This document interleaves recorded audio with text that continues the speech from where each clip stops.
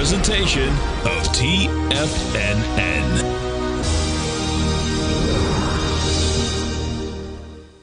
The Tom O'Brien Show is produced every business day. Tom takes your phone calls toll free at 1-877-927-6648. Internationally at 727-873-7618. Let's go to our man George in Newport Richie. George, what's going on, brother? Hello, Tom. Good afternoon. How are you? I'm doing great. Yourself? Yeah, great.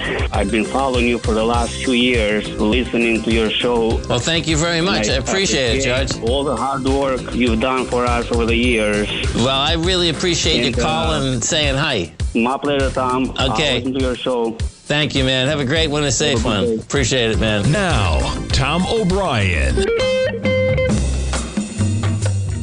What is going on, everybody? This is Jacob Shoup. You're watching the Tom O'Brien Show. I hope you all have had a fantastic day so far. Give me a second here.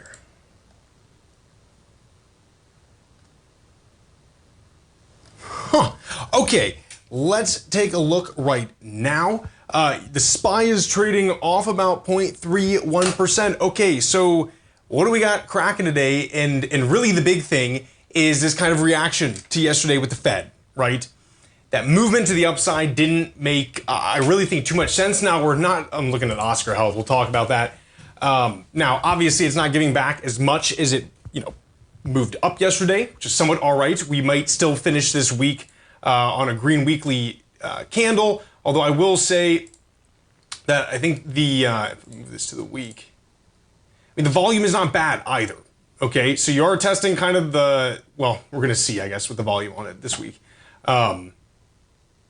If this is good volume moving up, okay, per Tim Ord, and really per kind of volume analysis in general, you might be actually achieving at least some kind of consolidation or sideways movement. This is what I kind of see. I think probably right now the bottom is a little bit in. It's going to be really dependent on the volume on this kind of recovery a little bit over the past few days, not moving too much. Obviously, there's been a lot of volatility. I think yesterday was really not good at all. But the fact that the market is not reacting very negatively, the fact that the 10-year rate seemed to be holding on that lower down move is a positive thing. So given that, I do think we probably have consolidation going on at this time. Any other kind of movements, like in, let's say, particular equities, are probably going to be dependent on, let's say earnings. We're definitely waiting for Tesla earnings, not thinking that it's going to be super good for them in any way. We were talking about earlier today in the den as well, and I know I've been harping on Tesla, but I have seen a lot of people and heard a lot of people, influencers, videos on TikTok or whatever it might be, of people saying, hey, this is the bottom in Tesla. Keep buying. It's going to go right back up. In fact, I'm probably going to make a TikTok for this, and it is crazy how important it is to make TikToks. But listen, look, we're closing. We did tap it, right? I think a low we had was 217.69 or something along those lines. I am moving back to April. There's a gap up there. I'm really looking at 170, 180 for this, at least in the near term. One of the things we were talking about in the den was, of course, probably gapping back to that April level, which is a little bit lower than my price target of 170. But giving it some grace for that. But one of the things that was very unique for its earnings, right, where you kind of have a pretty big gap up there, which I thought was ridiculous, was this mark-to-marketing of Bitcoin. And that did help them out. At least, it was, in my opinion, it's an illusion, right? But it did help them out. And one of the things that I said that exact day, because I was miffed because I was short Tesla, ended up doing okay because went a little bit longer, but I had a TSLQ holding leveraged ETF. And I was a little bit annoyed because none of that seemed good at all. And I was saying, if they report again, and their Bitcoin value is down, like this helped them now. They voluntarily decided to mark to market, right? They were required to do it starting 2025, but they decided to do it voluntarily for this earning. I said that it's going to harm them, right, if Bitcoin's lower. And you might see Bitcoin being a lot lower than it was at that date. And I think, again, while it doesn't necessarily matter in my opinion, I guess it is good to know what the exposure of certain companies are with Bitcoin. I think a lot of companies were kind of buying Bitcoin as a way to ride a hype, get more investors into it, and really more speculators. I mean, Cooler, K-U-L-R, is a huge, I guess, doer of this, which I really didn't like. This is off 5.83%. They do cooling tech for like batteries, I think for things in space as well. Of course, if Benchmark reiterating a $5 price target, I don't really see that. They are growing quite rapidly, but I think they only had something about like 2.83 million in revenue. And you're looking at a market cap of 328 million, and I think there are other cooling technologies as well. This is one that was really getting speculated on, but again, they did the Bitcoin thing, right? Like, hey, we have a bunch of Bitcoin, and because Bitcoin was valued so highly, right, it shot up. Yeah, and it's not really realized, so I don't, in my opinion, I think that adds a little bit, it's a little bit too convoluted. It is good to know what the exposure is, I would say, but I think this is going to be an issue for Tesla going forward. Additionally, with Tesla, they had to recall 9,000 Cybertrucks due to panel issues. Okay, that happens all the time with recalls, but that is quite a large number. Definitely the ones that they had sold from November to, I believe, January, all of those are recalled. One of the other things I was saying with Tesla, and I actually had an acquaintance of mine kind of bring it up. It's like, well, listen, they're going to get government contracts. And this is where you start having to look at what is the market cap, what is their total revenue versus what are these contracts going to be, right? And this is that $400 million contract that they got from the military. People have been pointing to that, and my acquaintance pointed to this as well. And it's like, that is over 5 years. That's not a lot of, so what, I don't know, 80 million or something like that over 5 years. That's nothing on revenue when you really consider what this stock is trading at.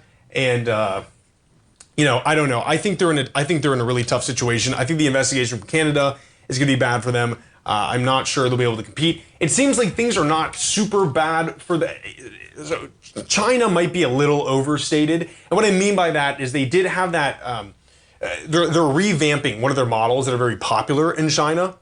And that did affect sales somewhat, or at least it'll affect it more this next quarter, and that might rebound a little bit. But I do think, again, as we've been saying, especially with Nike, which has earnings today, the Chinese have started developing this kind of national identity. And just how we wanted to, buy American and all that kind of stuff, the Chinese want to do the same thing.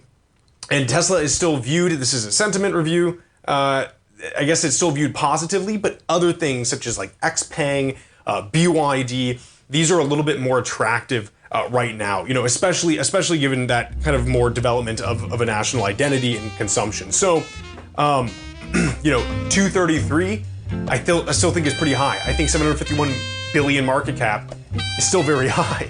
You're trading at 1.3 trillion at the beginning of this year. It is unbelievable. We'll talk just a little bit more about it when we get back, and then we're going to move on. I know people are probably sick of listening to Tesla.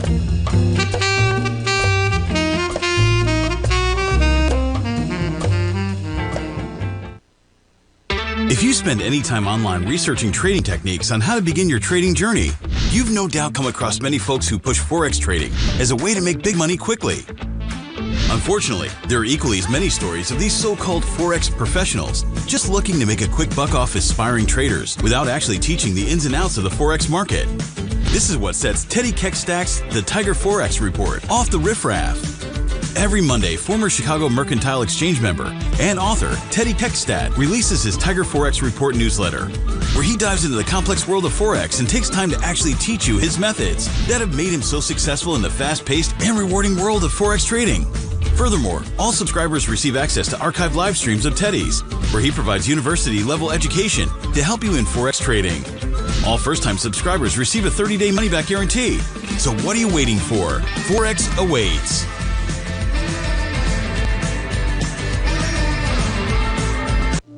The reality is that navigating financial markets can be risky. Markets can be chaotic and difficult to understand. Having the latest market advice can help you turn this chaos into a key for creating winning trades. At TFNN, we understand that it can be hard to find reliable market news. That's why each of our market experts offers their very own market newsletter, a must-have tool for every trader out there striving to find an edge in today's markets. TFNN newsletters cover every aspect of the markets so you can analyze the market before you trade. Try any of our great newsletters risk-free with our 30-day money-back guarantee. Just visit the Newsletters tab on the front page of TFNN.com. TFNN, educating investors. Are you ready to take charge of your financial future? TFNN is your gateway to the world of trading and investing. Whether you're starting out or scaling up, TFNN empowers traders and investors of all skill levels with top-notch investing systems, strategies, and techniques. It's time to protect and grow your money with insight you can trust.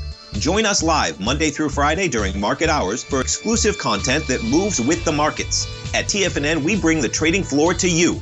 Our seasoned hosts are here to answer your calls and questions live on the air.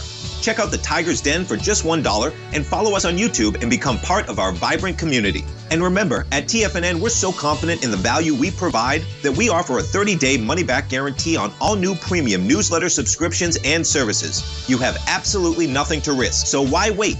Tune in live to Tiger TV and transform your trading journey, because when you know better, you invest better. Join us and experience the difference today. TFNN, educating investors. Welcome back, everybody. This is Jacob Shoup. You're watching the Tom O'Brien Show. Now, I regret to inform you, I know it is a Thursday, and I know a lot of you guys came out to listen to Tim Ord. Unfortunately, he was hit by a massive snowstorm, and they have no electricity where he is at. We were trying our hardest to get him back online. We stopped short of trying to MacGyver the power, and so I apologize that he will not be on today. Again, you can always check out our last interview. That was on Tuesday. If you go to TFNN, Tiger Financial News Network, on YouTube, you can see that one uploaded. Very good. Of course, he went over Goro as an equity for gold. He sees very strong movement in this equity. He says he could see a potential return to its all-time high. I don't know exactly which price target he was looking at because you have massive highs here. I think 31.38 might be a little high. Maybe he's talking about something from 2020. We're gonna have to wait for him to come on to discuss that a little bit more. But I was looking at Goro, and it's an interesting equity. Up. Oh wow, it's up 6.09% today. Wow. When I was looking at this earlier, actually when I was on the phone with him, it was actually off a little bit. How about that? Yeah, very, very nice kind of thing. Let me see here if I can kind of pull up a little bit on it. I want to do like a closer look at it. And the thing with gold, mining equities, I'm not huge into mining equities.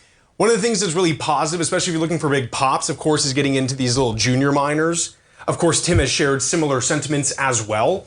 Those small kind of penny stocks can really pop quite heavily. A lot of it is, hey, look about how much gold they have in the ground that they can mine. What that cost is to get it out an ounce, and you kind of run it that way, So I do want to look. I've been so busy, unfortunately, with looking at some other equities and placing other trades that Goro hasn't been top of that list, unfortunately. Of course, they were down a little bit revenue, down a little bit earnings as well. This movement in gold, it's pretty solid again. You're making all-time highs at 3,052.40. You're at 3,065.20 pre-market here, which is kind of wild. They're right at the right pre-market. And really, when you have the uncertainty, as a younger guy, right? Gold, and I'm speaking to younger guys listening out there because I know we have a lot of them now, which is awesome. Welcome everybody. But we don't find gold that interesting.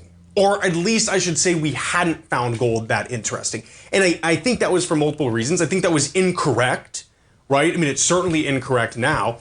But when we're going to college and doing our investment clubs and all that kind of stuff, I remember like if I picked a gold equity back when I was, in college or whatever, 2020, 2021, 2020, I guess is when I graduated. I would have been, they would have been like, what are you looking at, man? Like, we're doing tech. Even when inflation was roaring, right? I mean, gold wasn't necessarily moving significantly. And so then I thought the whole adage of, oh, you know what, it's a safety from inflation. Well, there were other equities that were moving up, and so it was better to buy those equities to hedge against the inflation, right?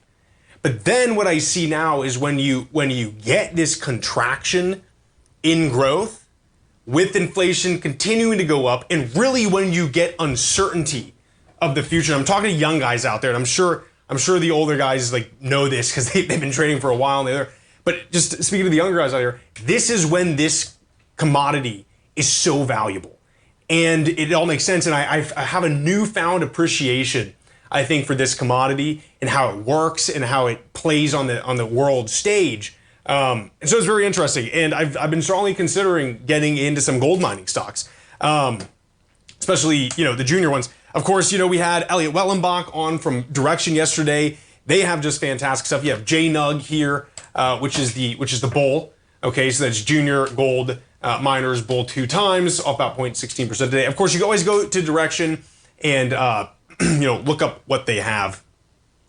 What the weightings of the ETFs are, and of course what they have as well. Kind of on this same topic, but to wrap it up, we're gonna have Tim back on Tuesday. He's very sorry that he wasn't able to get on, and he was very much looking to discuss it. But honestly, we're gonna probably get some more action on Tuesday. We're gonna get closer to the time where these kind of tariffs are supposedly going to hit, and the week leading up to that can be quite an interesting one, or at least it has shaped up to be that way in the recent past. Okay, so one of the things that I want to bring up, since we're kind of talking about Direction, is actually their oil.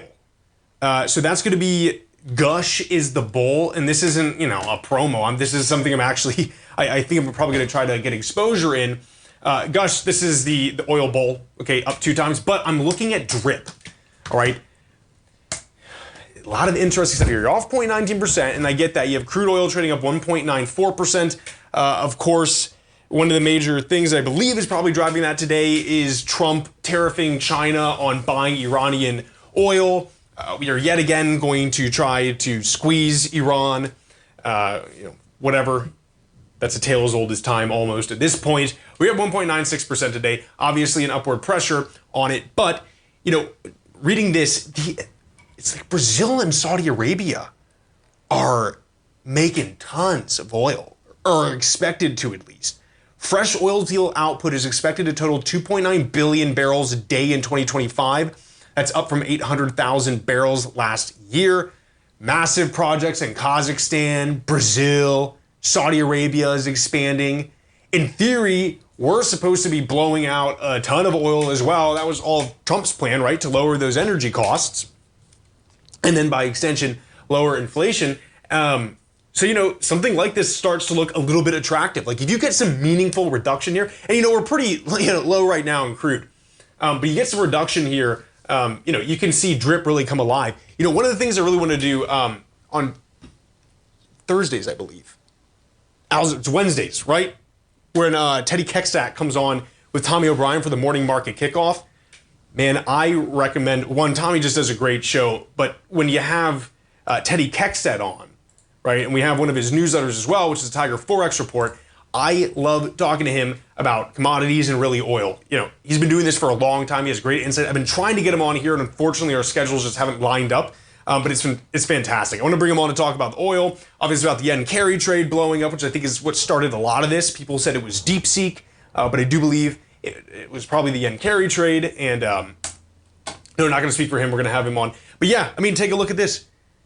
This is some pretty interesting stuff. U.S. Information Administration projects supply will exceed demand by 100,000 barrels a day this year, and the IEA sees a surplus of 600,000 barrels a day.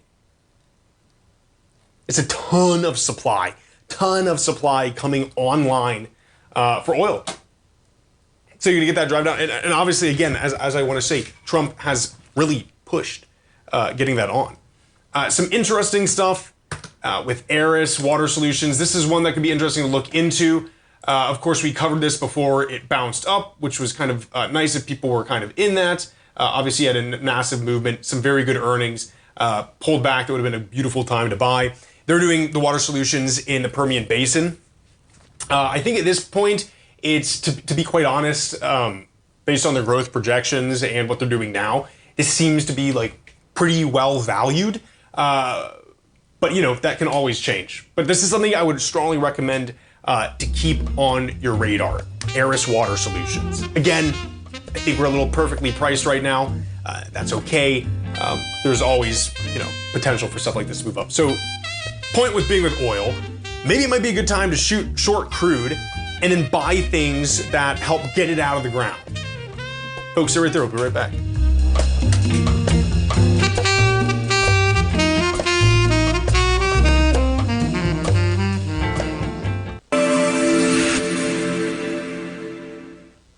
Many trading newsletters attempt to focus on a narrow set of equities or commodities.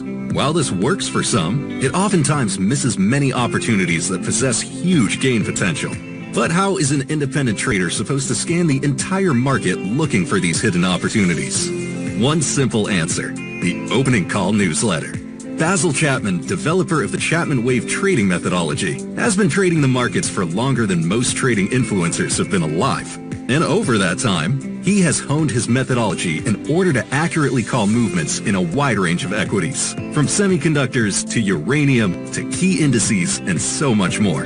Basil is old school, taking the time to educate the trader while also giving his insights into key indices, selective stocks, and more. Opening call subscribers also receive access to dozens of educational live streams that can be accessed at any time for your edification.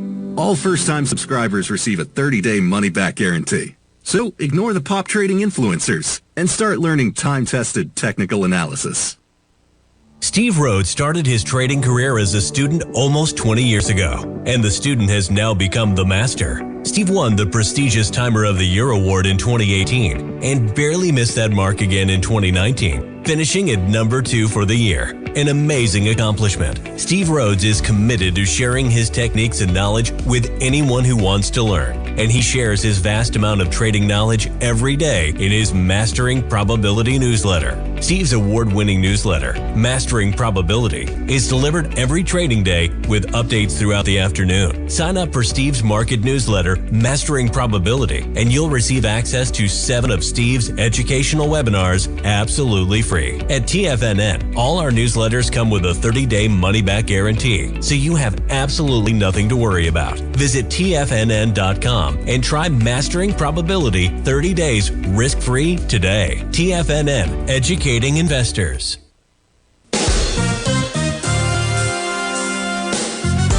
This year has already been a wild ride for the market. We started off heavily in the red, traversed back to all-time highs, and we now have a trade war looming. Trying to play this chop as an individual trader leads to death by 1,000 cuts. Where does this market go next? Should I add to this position or cut my losses? Where is the next opportunity? Tariffs, trade wars, analysis paralysis. Don't become a victim of this intense market. Instead, join Larry Pesavento for the second and fourth Friday of every month for 3 hours of live trading. Larry has been through many markets just like this one, and the insight he provides is invaluable. The dates for this month are March 14th and 28th, 9 a.m. to noon Eastern Time. Get in here and let's start trading. TFNN, educating investors. This portion of the Tom O'Brien Show is brought to you by Direxion's daily leveraged and inverse ETFs. Whether you're a bull or a bear, you choose the direction. Visit Direxion.com. Investing in the funds involves significant risk and should only be utilized by investors who understand the impact of leverage and actively monitor their portfolio. They are not designed to track the underlying index or security for more than a day. Before investing, carefully consider a fund's investment objective, risk, charges, and expenses contained in the prospectus available at Direxion.com. Read carefully. Distributor Foreside Fund Services, LLC. What's going on, everybody? Jacob Shoup, welcome back. Again, sorry no Tim Ward. If you need the Tim Ward fix, that's okay. I totally get it. You go to our YouTube channel, Tiger Financial News Network. All of our interviews are up there, some including Tom as well. Additionally, you go to the services tab, you have the secret science of market tops with Tim Ward and 6 secret ratios every trader should know. And then finally, Ward-Oracle.com. You can get it right from the camel's mouth itself. This newsletter and the book, you can contact him too. Some pretty fantastic stuff there. Now, interesting, Mueller water products. Okay, so I'm not actually familiar with this equity at all, but dude, thank you for putting this in the den. This is one of the things I want to say to you guys listening on YouTube.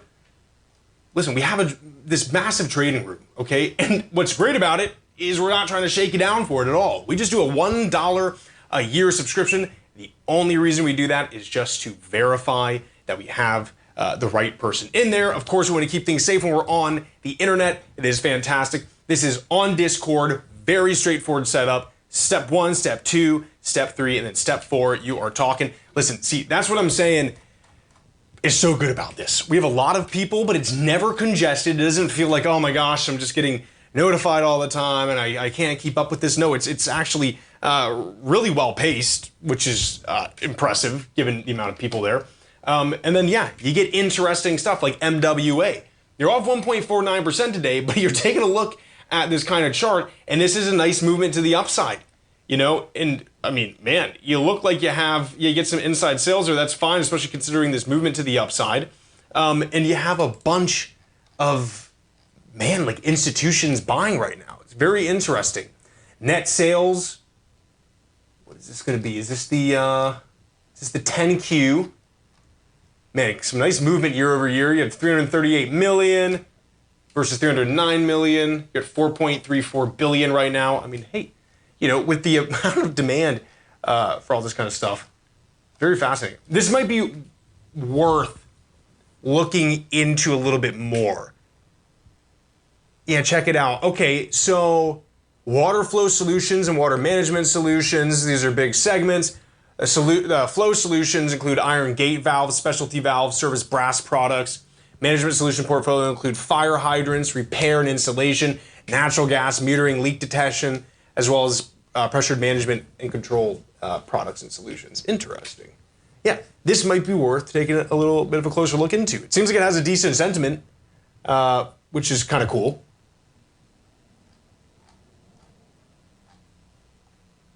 Let's see here. Let's see if I can just... This is on their... I'm looking at their 10Q, but I want to check out the 10K and see if they have anything interesting.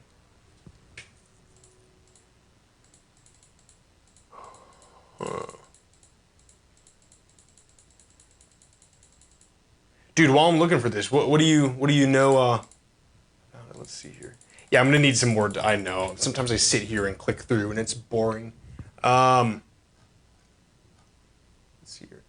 Inventories. I'm having an issue finding it on their 10K right now, at least in a quick fashion. Okay. Net revenue. Oh. Wow, for 2024, 1.3 billion versus 1.27 billion, okay, in 2023 versus 1.24 billion. So some decent movement to the upside. They had operating income in 2024 of 181 million versus 127 million in 2023. That's nice. That's really nice.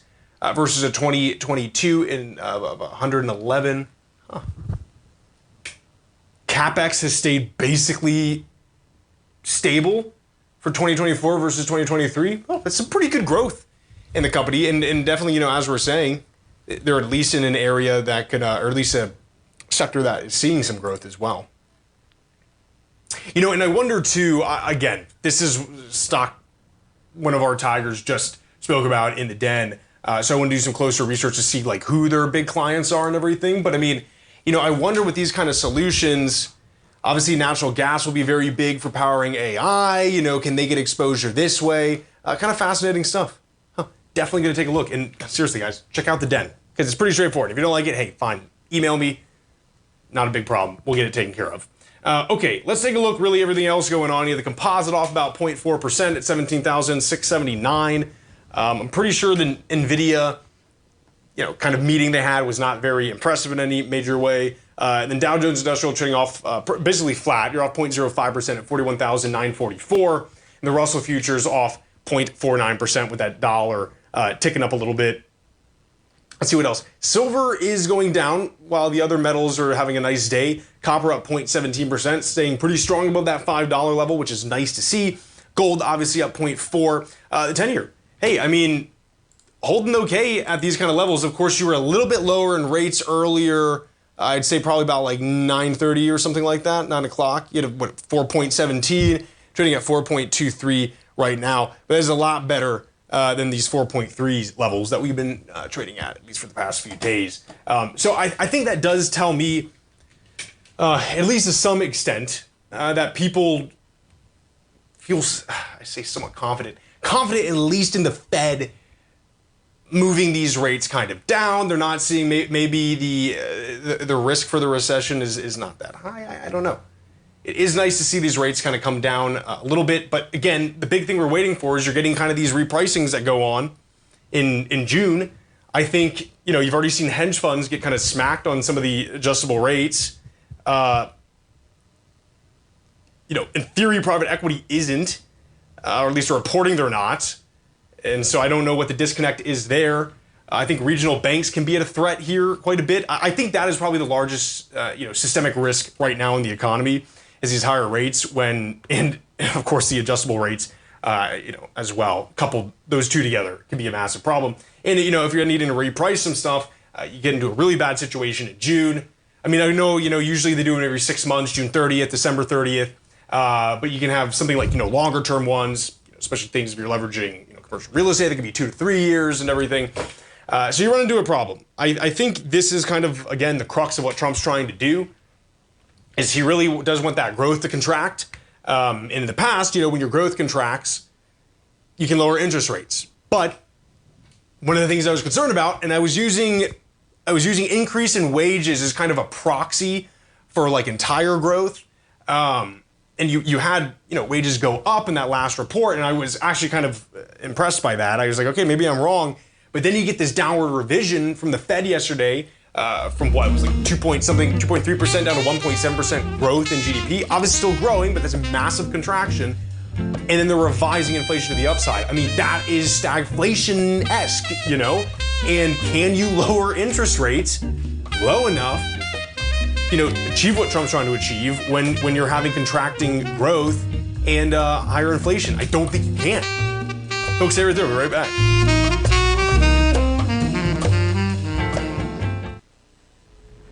If you're looking for potential trading setups in the stock market, then Rocket Equities and Options Report is a newsletter you should try. Tommy O'Brien delivers options and equity trades when the markets present them using a combination of fundamentals and technicals. Sign up for Rocket Equities and Options Report today with a 30-day money-back guarantee so you have nothing to risk. For all the details and to start your subscription today, visit the front page of TFNN.com.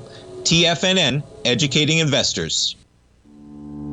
For traders who crave risk, Direxion's daily leveraged and inverse ETFs provide opportunities to magnify short-term perspectives with up to 3 times a daily leverage, utilize bull and bear funds from both sides of the trade, and trade through rapidly changing markets. These are highly leveraged ETFs with daily resetting designed for short-term trading, not long-term investing. Whether you're a bull or a bear, you choose the Direxion. For up-to-date pricing and performance, go to Direxion.com. Investing in the funds involves significant risk and should only be utilized by investors who understand the impact of leverage and actively monitor their portfolio. They are not designed to track the underlying index or security for more than a day. Before investing, carefully consider a fund's investment objective, risk, charges, and expenses contained in the prospectus available at Direxion.com. Read carefully. Distributor Foresight Fund Services, LLC. The reality is that navigating financial markets can be risky. Markets can be chaotic and difficult to understand. Having the latest market advice can help you turn this chaos into a key for creating winning trades. At TFNN, we understand that it can be hard to find reliable market news. That's why each of our market experts offers their very own market newsletter. a must-have tool for every trader out there striving to find an edge in today's markets. TFNN newsletters cover every aspect of the markets so you can analyze the market before you trade. Try any of our great newsletters risk-free with our 30-day money-back guarantee. Just visit the Newsletters tab on the front page of TFNN.com. TFNN, educating investors. TFNN has launched the Tiger's Den, hosted at Discord. TFNN has been educating traders for more than 20 years with live programming hosted by a variety of professional traders during market hours. The Tiger's Den, available to all tigers and tigresses for just $1 for the year. There's no catch or added costs when you join our community of traders. Sign up today and become a part of this educational community of traders. Just visit the front page of TFNN.com. This program is brought to you by Vista Gold, traded on the NYSE American and TSX under the symbol VGZ. Tom O'Brien. What's going on, everybody? Welcome back. We got one long segment here today. Bull Bear Jeff, what are we talking? Yup, Quantum. D-Wave. D-Wave off 20%. Woo! Listen. Yeah. Quantum is this is a sector that people will probably become baggies in, unfortunately, where you're really going to be holding the bag on it. I know there's hype with Microsoft. I know there's hype with Amazon and Google Willow. I think a lot, it wasn't maybe pushed so hard with Amazon. I think Amazon's doing it maybe in the most responsible sense. I really disliked Google's approach with Willow, where they said it did this thing that would take a computer, a septillion, standard, binary computer, a septillion years to do. Yeah, I mean, I'm sure it probably did, but it was doing something that's designed for quantum computers, a task to perform. Right, I mean, what are we gonna benchmark a tortoise climbing a tree to a squirrel? I know that's kind of lame to say, but that is what Google was essentially doing, and I didn't like it. And to me, that said, okay, this is a lot of hype they're trying to move with. Yeah, bubble popped. Yeah, Jeff, and seriously, what this is with quantum? Okay, I mean, yeah, we're looking at D-Wave. I don't like Qubit. I really don't. I've spoken about these guys. Look, 11.17%, 7041. I don't even know what what are the premiums like for this?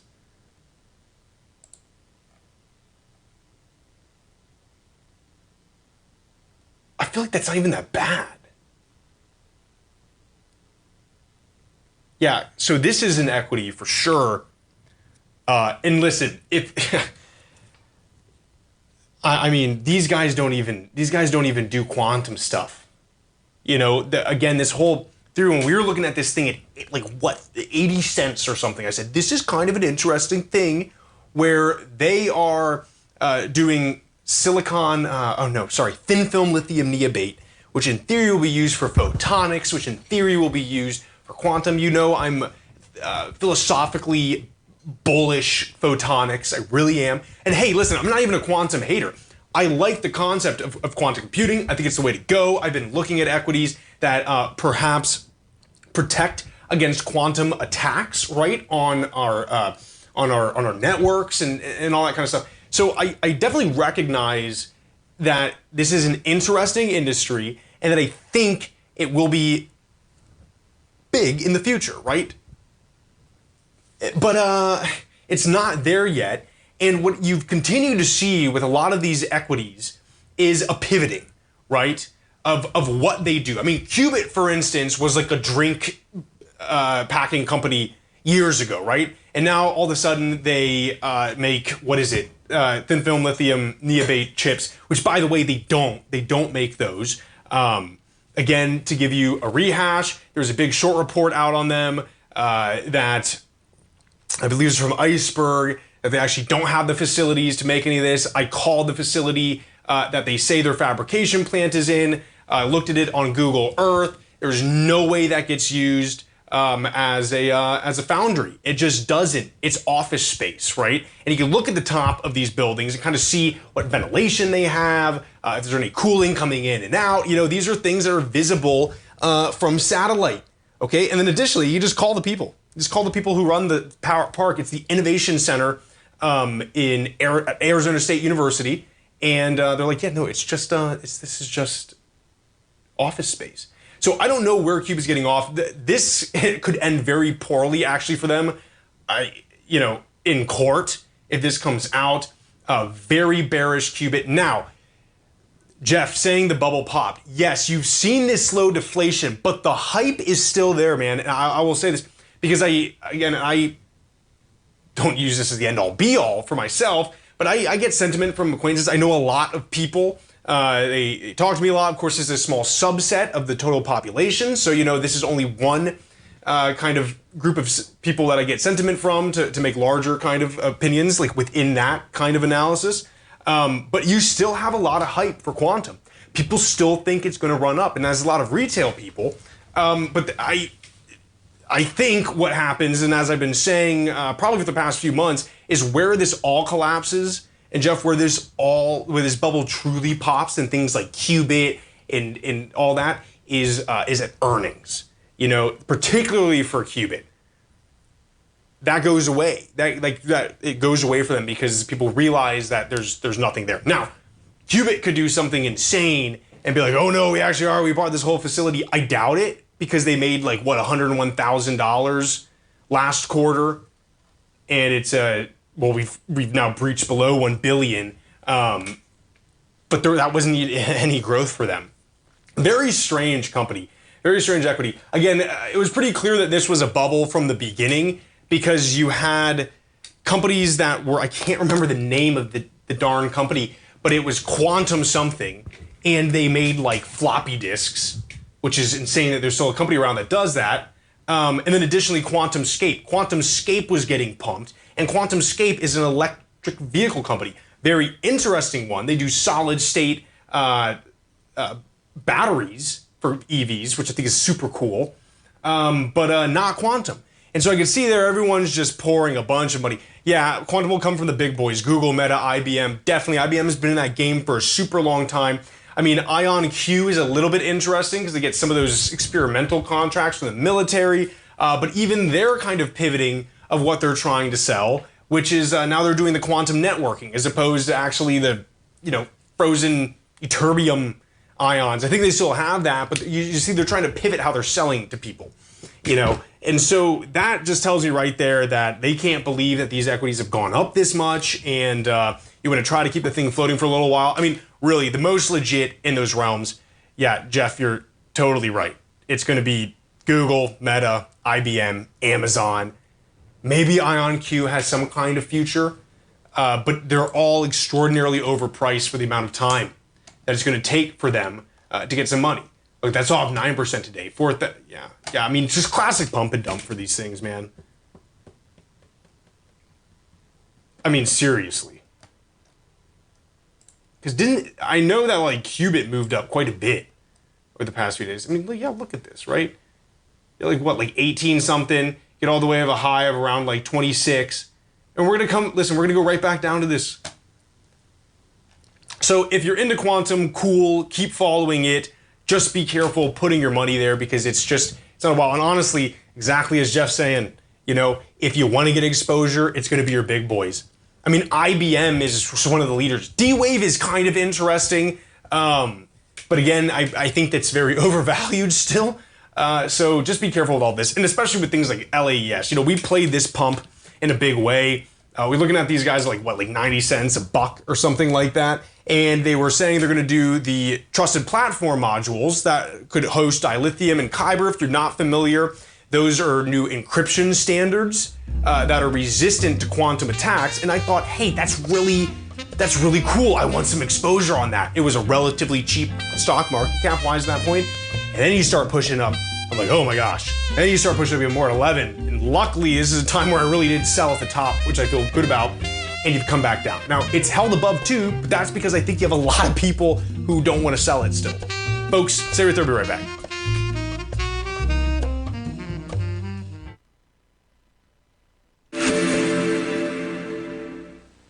Many trading newsletters attempt to focus on a narrow set of equities or commodities. While this works for some, it oftentimes misses many opportunities that possess huge gain potential. But how is an independent trader supposed to scan the entire market looking for these hidden opportunities? One simple answer: the opening call newsletter. Basil Chapman, developer of the Chapman Wave trading methodology, has been trading the markets for longer than most trading influencers have been alive. And over that time, he has honed his methodology in order to accurately call movements in a wide range of equities, from semiconductors to uranium to key indices and so much more. Basil is old school, taking the time to educate the trader while also giving his insights into key indices, selective stocks, and more. Opening call subscribers also receive access to dozens of educational live streams that can be accessed at any time for your edification. All first-time subscribers receive a 30-day money-back guarantee. So ignore the pop trading influencers and start learning time-tested technical analysis. In the world of trading, only a few names stand out like Larry Pesavento. A pro's pro with over 50 years of experience, Larry has seen it all. A former Chicago Mercantile Exchange member, Larry has authored 10 books and trained over 1,000 traders with his unmatched expertise. Introducing Fibonacci 24/7, Larry Pesavento's daily trading service that turns the complexity of markets into opportunities. Published every Sunday, receive a comprehensive report packed with detailed commentary, charts, and videos that illuminate the patterns shaping the markets, with updates throughout the week exclusively for subscribers. Whether through charts or videos, Larry's analysis is your roadmap to navigating the markets. You can sign up now at TFNN.com for just $97. And with all TFNN newsletters backed by a 30-day money-back guarantee, you have nothing to risk. For all the details, visit TFNN.com. You'll find Fibonacci 24/7 right under the newsletters tab. The reality is that navigating financial markets can be risky. Markets can be chaotic and difficult to understand. Having the latest market advice can help you turn this chaos into a key for creating winning trades. At TFNN, we understand that it can be hard to find reliable market news. That's why each of our market experts offers their very own market newsletter. A must-have tool for every trader out there striving to find an edge in today's markets. TFNN newsletters cover every aspect of the markets so you can analyze the market before you trade. Try any of our great newsletters risk-free with our 30-day money-back guarantee. Just visit the Newsletters tab on the front page of TFNN.com. TFNN. Educating investors. Don't forget, you can listen to TFNN live on your mobile device 24 hours per day. Go to TFNN.com, then hit Watch Tiger TV. That's TFNN.com, then hit Watch Tiger TV. Welcome back, everybody. Jacob Shoup, you're watching the Tom O'Brien Show. We got a short segment going on here today. Thank you for sticking around, even though I know Tim didn't come on today. But he will be on Tuesday, of course. LAES, okay, kind of just a weird company. I don't know. I liked the TPM aspect. Looking at other companies that might be able to get into, security for quantum. But again, I fear like the TPM is certainly unique, right? Trusted platform module. It's a hardware component. Give me a second to plug back my headphones in here. But any of these other services can easily just add at least quantum resistant encryption on their platforms. The TPM, which is very unique because it is that hardware device. Anyways, Palantir actually doing quite well today. It's been holding around this level exceptionally well. It did close that gap, but it hasn't really gone down, and there's not too much volume either way. So you're already seeing the consolidation with Palantir. Very interesting. I guess I'm looking at the news line here. Secretary of Defense Hegseth says canceling Pentagon HR software contracts. Very interesting. Not sure how much that actually affects Palantir, especially like the Maven system, but it might be worth looking. I will say that I am impressed that Palantir has held up this well. I really am. That is a decent sign of strength, relatively speaking. The PE is pretty impressive. I mean, that valuation is extraordinarily impressive. I still think there are problems with, not a lot of its total revenue. I think only 40% coming from operations. But, it's inarguable that we're digitalizing this military. I think in a lot of ways, Hegseth and Trump are somewhat bullish for things like Palantir. Now, of course, they're cutting spending, but to keep in mind, that's, I think, in an attempt, I would hope, to get rid of waste. Doesn't mean that Palantir gets less money. It just means you don't get $600 toilet seats or anything like that. Folks, thank you so much for joining me today. We'll see you tomorrow morning, TGIF, guys, at 9 a.m. for Tommy O'Brien Morning Market Kickoff. Take care. Building